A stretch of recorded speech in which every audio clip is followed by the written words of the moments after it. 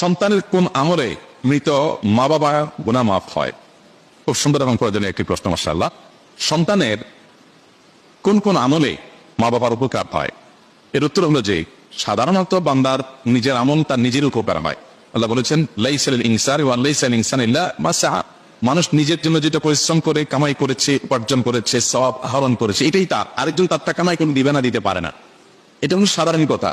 কিন্তু মা বাবার ক্ষেত্রে সন্তানের কিছু কিছু আমলের প্রভাব মা বাবার মৃত্যুর পরও তাদের উপর পড়ে। তার ভিতরে প্রধানতম আমলগুলো সন্তান নিজে যদি ভালো কাজ করে এবং পাশাপাশি বাবা মার জন্য দোয়া করে, এইটা বাবা মার জন্য অনেক বেশি উপকার হয়।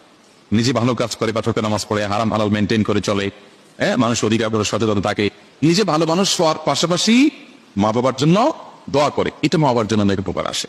আমরা সে হাদিস অনেকেই শুনেছি বারবার। নবী সাল্লাল্লাহু আলাইহি ওয়াসাল্লাম বলেছেন ইযা মাতাল ইনসানু ইনকাতাআ আনহু আমালু, মানুষ যখন মারা যায় তার আমলের ধারা তার থেকে বিচ্ছিন্ন হয়ে যায়। ইল্লা আন সালাত, তবে তিনটা আমলের ধারা মানুষের মৃত্যুর বড় বন্ধ হয় না।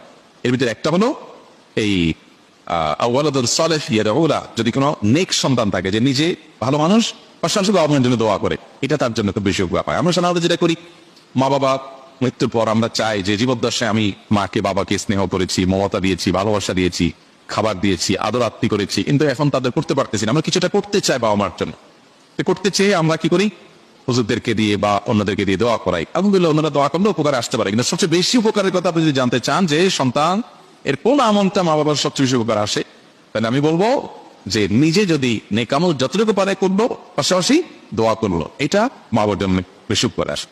পুরো হাদিস থেকে আমরা জানতে পাই যে কোন কোন কবরবাসীকে আল্লাহ তাআলা জান্নাতের যে নেয়ামত তাকে ভোগ করাচ্ছিলেন, এটা তার ক্লাসটা উন্নীত হয়, আপার ক্লাসের নেয়ামত সে পেতে থাকে।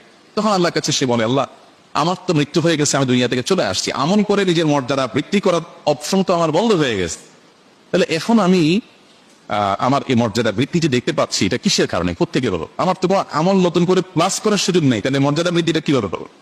তখন তাকে বলা হবে আল্লাহর তরফ থেকে যে তোমার সন্তান দুনিয়াতে যে রেখে আসছো, নেক সন্তান, নামাজি কালামি হালাল হারাম মেনটেনকারী ভালো সন্তান, সেই সন্তান তোমার জন্য দোয়া করেছে, এই দোয়ার বিনিময়ে তোমার ক্লাস উন্নীত করা হয়েছে।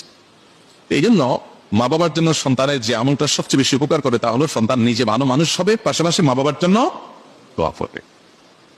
আর দ্বিতীয়ত, মা বাবার গ্রেট দান সাদাকা করা, গরিব দুঃখীকে দান সাদাকা, এই যে আল্লাহ এটার সবটা আমার মা বাবার জন্য আনবে, তার তরফ থেকে হালাল উপার্জন থেকে দান সাদাকা করবেন।